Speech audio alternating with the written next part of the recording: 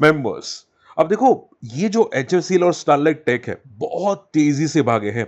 Sterlite take ने with in year के अंदर यानी कि 5 महीने कंप्लीट हुए हैं 350% के मोमेंटम कर चुका है। बहुत से लोग कंफ्यूज है कि सर ये मोमेंटम क्यों कर रहा है, ये मोमेंटम कितनी है, क्या फेक मोमेंटम है। और एचएफसीएल के अंदर भी यहाँ पे सेम क्वेश्चन है। बट देखो, मैं आज के वीडियो में जो बताऊंगा ना, मार्केट में कोई नहीं बताएगा। मैं इतनी डिटेल केस स्टडी लाया हूं। बस आपको एक काम करना है, देखो मैं आपके लिए बहुत इंपॉर्टेंट मेहनत करता हूं। आपको वीडियो को लाइक और सब्सक्राइब कर देना है चैनल को, अगर आप फर्स्ट टाइम विजिट करते हैं। और ऐसी केस स्टडी बहुत बार बनाई है, आप जाके चेकआउट कर सकते हैं। केन्सटेक, अगर कोई किसी के बारे में केन्सटेक की क्वेरी है या बेल की क्वेरी है, ऐसी केस स्टडी मैंने यहाँ पे बनाई है, आप जाके चेकआउट कर सकते हैं। ठीक है, चलिए मुद्दे पे आते हैं, फटाफट पॉइंट टू पॉइंट डिस्कस करेंगे। ध्यान से सुनना, इंपॉर्टेंट चीजें हैं।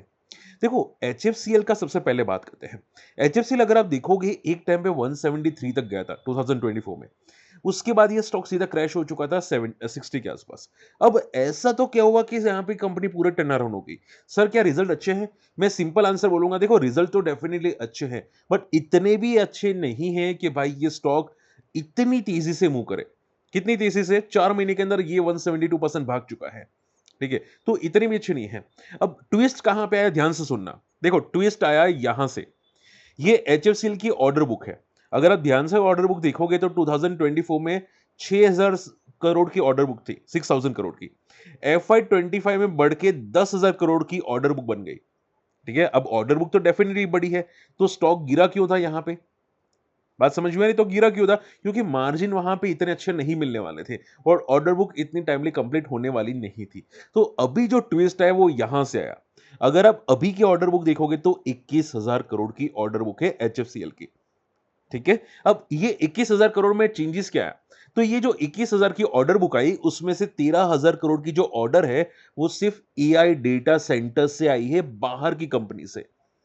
ठीक है, अब देखो, आप सभी लोग जानते हैं एआई कितना एडवांस हो चुका है।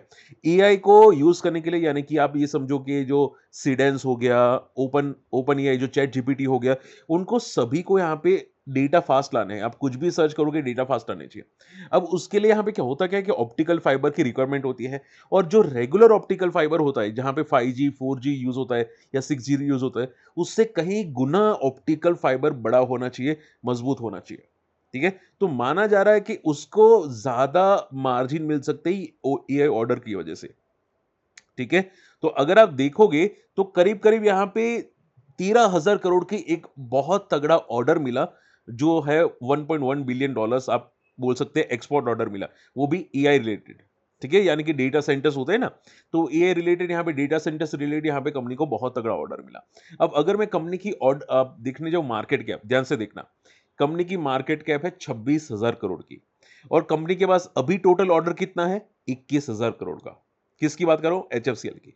तो मार्केट कैप जितना तो यहां पे कंपनी के पास ऑर्डर ही है। ठीक है, और उसमें से आधा से ज्यादा ऑर्डर जो आ रहा है वो AI related, data centre related आ रहा है, और माना जा रहा है उसमें बहुत अच्छे मार्जिन हो सकते हैं। कंपनी का आने वाला रिजल्ट प्रॉफिट सीधा डबल आ सकते हैं। मैं नहीं बोल रहा हूं, ये बड़े प्लेयर्स बोल रहे हैं। बात समझ में आ रही है? ये प्रॉफिट ज्यादा बड़ा आ सकता है।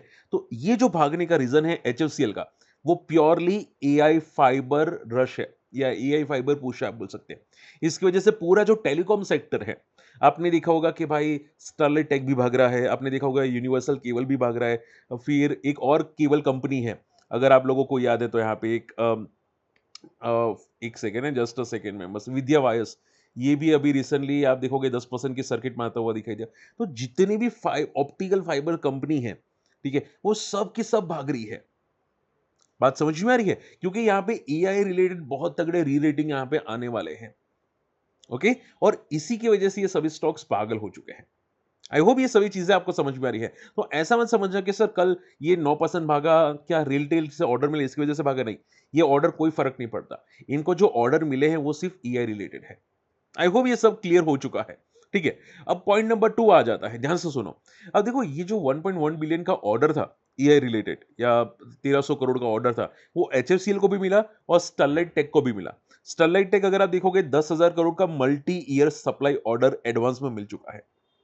ठीक है, और स्टरलाइट टेक का भी अगर आप मार्केट कैप देखोगे, वो भी 24,000 करोड़ का है। अब 24,000 करोड़ में से 10,000 करोड़ का तो यहाँ पे ईआई ऑर्डर मिल गया। ठीक है, अब इसकी वजह से माना जा रहा है कि इनके भी अच्छे रेवेन्यू आ सकते हैं, इनका भी अच्छा बहुत तगड़ा प्रॉफिट आ सकता है। ठीक है? इसकी वजह से ये भी भागता हुआ दिखाई दे स्ट्रांगली मोमेंटम क्या आप देखोगे 350% मोमेंटम कर चुका है। हालाँकि इसका वैल्यूएशंस आप देखोगे 550 की पी है, 500 की पी है स्टारलाइट टेक की। बट ये बड़े प्लेयर्स क्यों दे रहे हैं और क्यों स्टॉक को भगा रहे हैं? क्योंकि आने वाले रिजल्ट्स अच्छे हो सकते हैं। हमेशा याद रखना स्टॉक क्यों मोमेंटम करता है? अगर फ्यूचर अच्छा है तो मोमेंटम करता है। आप बोलोगे सर आपको पता है कि फ्यूचर अच्छा है कि नहीं?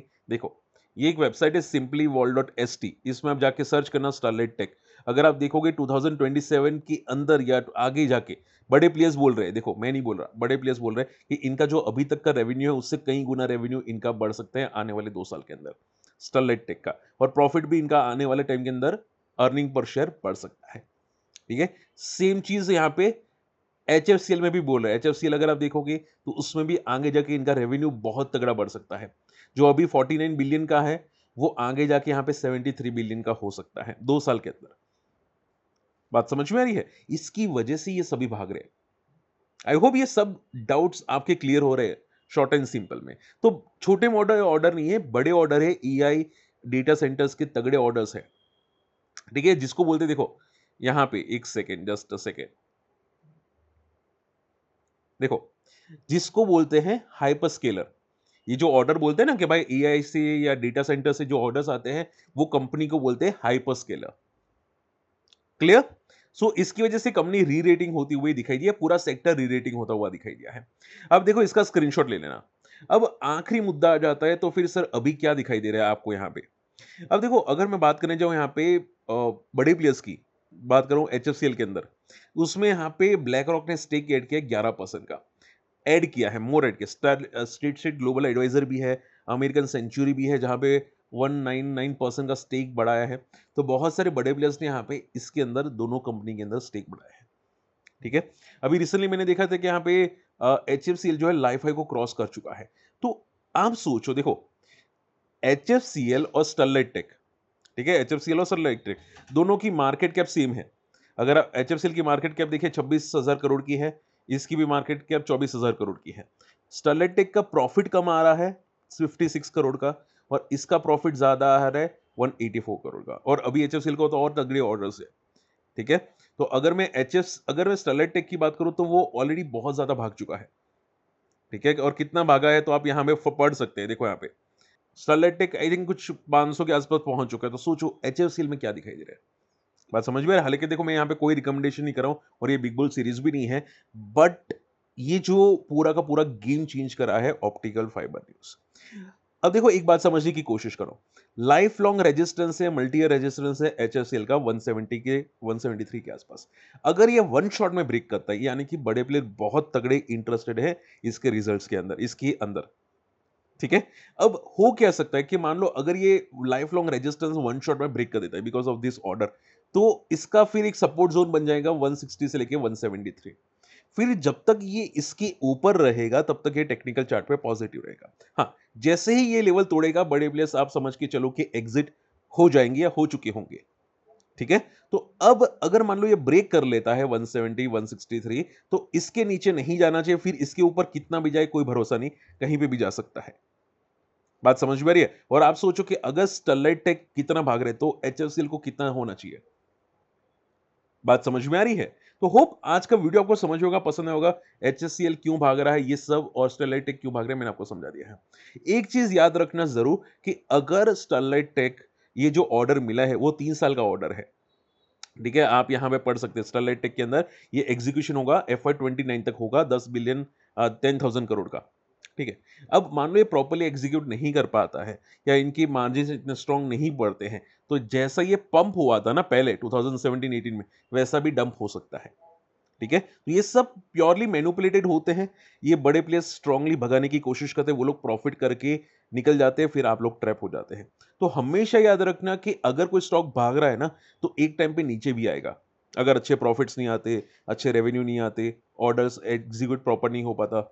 ठीक है? तो हमेशा याद रखो ये सब पंप एंड डंप जैसा स्कीम हो जाता है। हाँ, जब तक चल रहे हैं आप भी फायदा उठाना चाहते हैं उठा सकते हैं, नहीं उठा जाना है नहीं उठा सकते। ठीक है?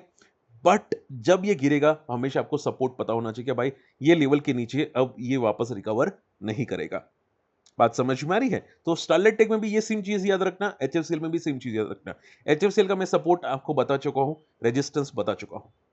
ठीक है, स्टरलाइट टेक की बात करें कि अगर ये 300 के ऊपर गया होगा तो 300 का एक बहुत बड़ा सपोर्ट बन चुका है।